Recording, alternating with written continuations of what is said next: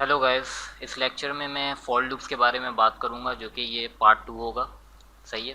For loop के बारे में इस लेक्चर में बात करूंगा। तो इस लेक्चर में जो लेसन ऑब्जेक्टिव हैं वो ये हैं कि सबसे पहले हम समझें कि हम जो हैं फॉर लूप्स को वेरियस सिचुएशंस में कैसे यूज़ कर सकते हैं। ठीक है ना। इसके बाद किस तरीके से हम मुख्तलिफ टर्म्स को सम कर सकते हैं, यानी उसको ऐड कर सकते हैं जो कि मुख्तलिफ टर्म्स हों बाय यूजिंग फॉर लूप्स। ठीक है। इसके बाद हम ये किस तरीके से हम जो हैं लूप के अंदर काउंट डाउन कर सकते हैं। ठीक है ना। काउंट डाउन से मुराद कि किस तरीके से हम लूप को डिक्रीमेंट कर सकते हैं। इससे पहले जो मैंने आपको लेक्चर में बात की थी लूप की, फॉर लूप की, तो उसमें मैं इंक्रीमेंट कर रहा था लूप को। तो हम किस तरीके से काउंट डाउन कर सकते हैं लूप के अंदर, डिक्रीमेंट किस तरीके से परफॉर्म कर सकते हैं, ये भी हम इस लेक्चर के अंदर पढ़ेंगे। इसके बाद हम किस तरीके से आइडेंटिफाई कर सकते हैं कॉमन प्रॉब्लम्स जो कि फॉर लूप्स के अंदर होती हैं जावा प्रोग्रामिंग लैंग्वेज के अंदर। तो ये सारी चीज़ें हम इस लेक्चर के अंदर डिस्कस करेंगे। Now using the Java for loop effectively, हम किस तरीके से जावा फॉर लूप को इफेक्टिव तरीके से यूज़ कर सकते हैं। यहाँ पे मैंने आपको फ्लो चार्ट दोबारा दिखाया है जावा के फॉर लूप का। तो सबसे पहले क्या होता है, इनिशियलाइजेशन परफॉर्म होती है। इसके बाद जो कंडीशन होती है, फ्लो जो होता है प्रोग्राम का वो कंडीशन के पास जाता है जो कि फॉर लूप के अंदर डिफाइन हुआ होता है। और अगर कंडीशन ट्रू हो जाती है तो फिर उसके बाद जो बॉडी के अंदर स्टेटमेंट मौजूद होती हैं वो एग्जीक्यूट होती है। और उसके बाद जो फ्लो होता है प्रोग्राम का वो आता है अपडेट स्टेटमेंट के तरफ, जो कि फॉर लूप के हेडर के अंदर मौजूद होती है। अपडेट होने के बाद दोबारा जाता है फ्लो टेस्ट कंडीशन के पास। अगर टेस्ट कंडीशन ट्रू हो जाती है तो दोबारा से स्टेटमेंट एग्जीक्यूट होती है और फिर दोबारा से अपडेट परफॉर्म होती है। और अगर टेस्ट कंडीशन जो है वो फॉल्स हो जाएगी तो फिर कहाँ आ जाएगा, लूप से बाहर आ जाएगा फ्लो प्रोग्राम का, और फिर जो लूप से बाहर मौजूद होंगी स्टेटमेंट्स वो एग्जीक्यूट होंगी। ठीक है। Now execution of the for loop, यहाँ पे मैं क्या कर रहा हूँ, दोबारा से मैंने एक फॉर लूप डिफाइन किया है और ये क्या कर रहा है, ये एक लाइन ऑफ स्टेटमेंट को प्रिंट कर रहा है। ठीक है। यहाँ पे मैं क्या कर रहा हूँ, मैं यहाँ पे इस काउंटर वेरिएबल को यूज़ कर रहा हूँ इनसाइड द स्टेटमेंट, यानी inside the body of the for loop. जो स्टेटमेंट मैंने यहाँ पे बताई हुई है, इस स्टेटमेंट के अंदर मैं इस काउंटर वेरिएबल को यूज़ कर रहा हूँ। तो मैं आपको यही बात यहाँ पे समझाना चाह रहा हूँ कि फॉर लूप की बॉडी के अंदर जो है हम जो है काउंटर वेरिएबल को यूज़ कर सकते हैं। और यहाँ पे ये क्या काम कर रहा है, यहाँ पे ये काउंटर वेरिएबल जो है ये 2 को मल्टीप्लाई कर रहा है काउंटर वेरिएबल से, यानी इसका जो रिजल्ट आएगा वो ये होगा कि 2 मल्टीप्लाई बाय, सबसे पहले तो ये इनिशियलाइज हो जाएगा 1 से। तो सबसे पहले जो ये एग्जीक्यूट होगा तो मेरे पास यहाँ पे रिजल्ट आएगा 1 plus doubled is equal to 2 into 1 क्या होता है 2। तो 1 plus double is equal to, और यहाँ पे मेरे पास आ जाएगी वैल्यू 2। ठीक है। यानी मैंने 1 को अगर डबल करूँगा तो मेरे पास वैल्यू आएगी 2।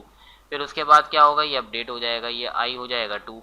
फिर जब ये दोबारा से स्टेटमेंट में आएगा टेस्ट कंडीशन को सेटिस्फाई करने के बाद, तो आई की वैल्यू क्या हो जाएगी 2 हो जाएगी। तो फिर जो ये सेकंड टाइम स्टेटमेंट प्रिंट होगी वो क्या होगी, 2 plus doubled is equal to 2 into 2 which is 4, यानी 2 का डबल क्या होता है 4 के बराबर होता है। तो इस तरीके से ये एग्जीक्यूशन परफॉर्म करेगा। और यहाँ पे मैंने एक जनरल रिपीटिशन शो की है जो कि हम यूज़ कर सकते हैं बाय यूजिंग फॉर लूप।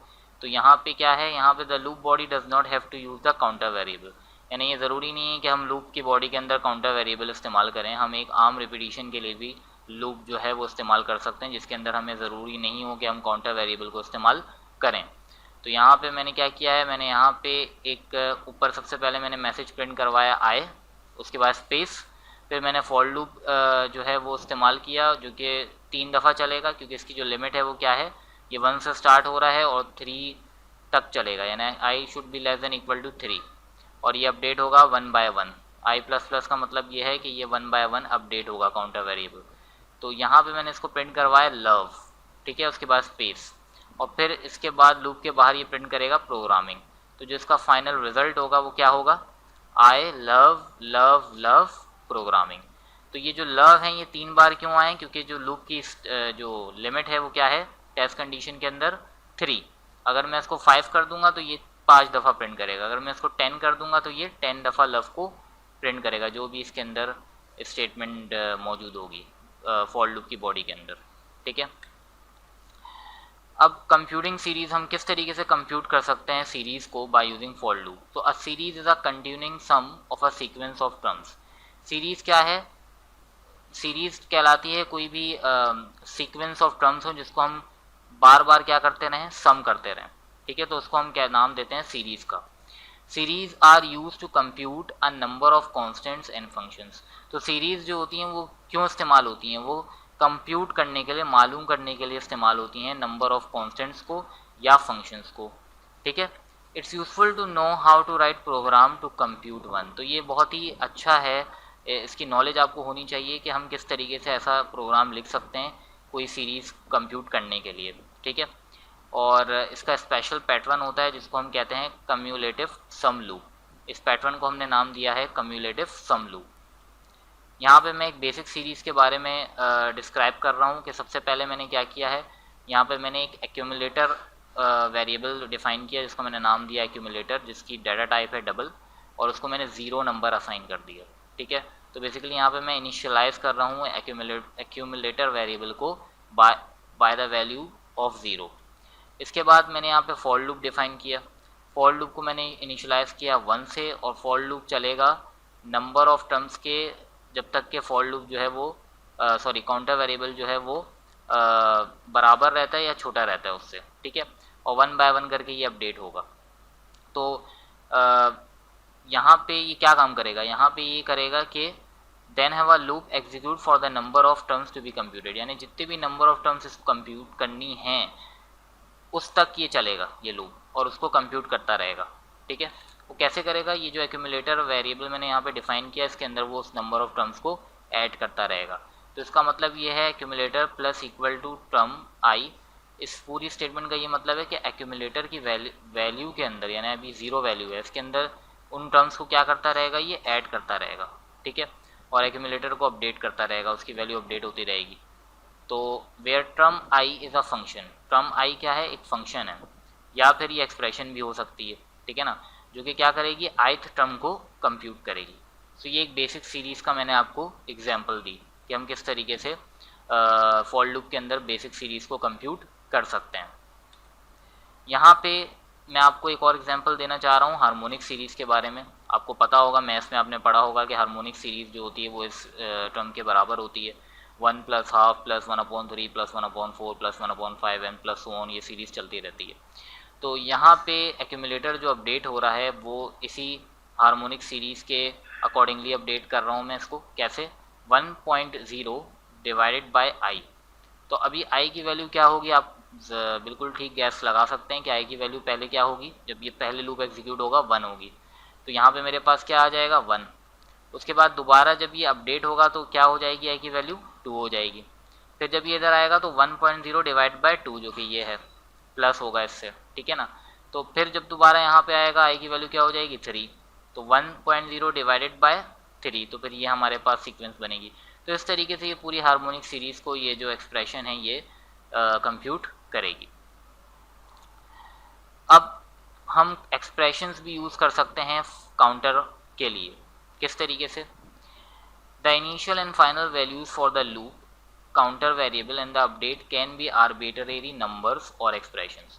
जो इनिशियल और फाइनल वैल्यू है, इनिशियल वैल्यू ये है लूप की, काउंटर की, ठीक है, क्या है यहाँ पे 2 है, और फाइनल वैल्यू जो है वो ये है जो कि टेस्ट कंडीशन के अंदर मैंने डिफाइन की हुई है, ठीक है। तो आप ये देख सकते हैं कि ये एक एक्सप्रेशन है, और ये एक्सप्रेशन कैसे मैं डिफाइन कर रहा हूँ, मैंने यहाँ पे एक जो है वो वेरिएबल बनाया है टॉप वैल्यू, जिसको मैंने नंबर असाइन किया 10,000, इंटीजर वेरिएबल है ये, और मैं इसको डिवाइड कर रहा हूँ यहाँ पे 4 से। तो इसका मतलब क्या हुआ, इसका मतलब ये हुआ कि ये पहले क्या होगा, डिवाइड होगा 4 से, जिसका रिजल्ट क्या आएगा, 10,000 divide by 4 is equal to 2,500। So I should be less than in equal to 2,500, इसका मतलब ये हुआ, ठीक है। इसके बाद फिर मैं यहाँ पे इस काउंटर वेरिएबल की जो अपडेशन स्टेटमेंट है इसके अंदर भी देखें, आप देख सकते हैं कि मैं एक एक्सप्रेशन यूज़ कर रहा हूँ। मैं क्या कर रहा हूँ, 2 को मल्टीप्लाई करवा रहा हूँ काउंटर वेरिएबल से। तो इसका मतलब क्या होगा कि जो अपडेट होगा वेरिएबल आई वो मल्टीप्लाई बाय 2 अपडेट होगा, यानी 2 into I is 2 into 1 is 2, 2 into 2 is 4, 2 into 3 is 6। इस तरीके से ये 2/2 करके अपडेट होगा, ठीक है। तो यहाँ पे जो ये लूप है ये कंप्यूट करेगा सम, पावर्स का जो कि 2 की होगी बिटवीन 2 एंड 2500, यानी 2 से लेकर 2500 तक जो 2 की पावर्स हैं उसको क्या करेगा, ये लूप सम करेगा और उसके बाद हमें उसका आउटपुट शो करेगा।